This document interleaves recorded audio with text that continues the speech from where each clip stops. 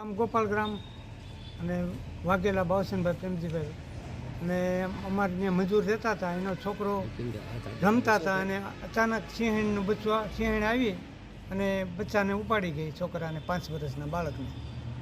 અને પછી અમે આકલા પડકારા કર્યા એટલે એ એક તુવેરના ઘેરામાં જ મેલીને વહી ગઈ. બરાબર. કેટલા વર્ષનું બાળક? 5 વર્ષનું બાળક. બાળકનું નામ શું છે? બાળકનું નામ સાહિલ. એનું બાપાનું નામ? રાકેશ. ક્યાંના છે મૂળ? મૂળ ફતેપુરા, સુખસર. ઓકે. ગામને શું હતું?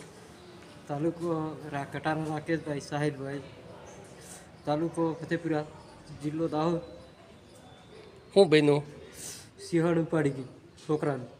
છોકરાનું નામ શું છે? સાહિલ. કેટલા વાગ્યા આ બન્યું? 8:30. છોકરાની ઉંમર કેટલી છે? 5.5 વર્ષ.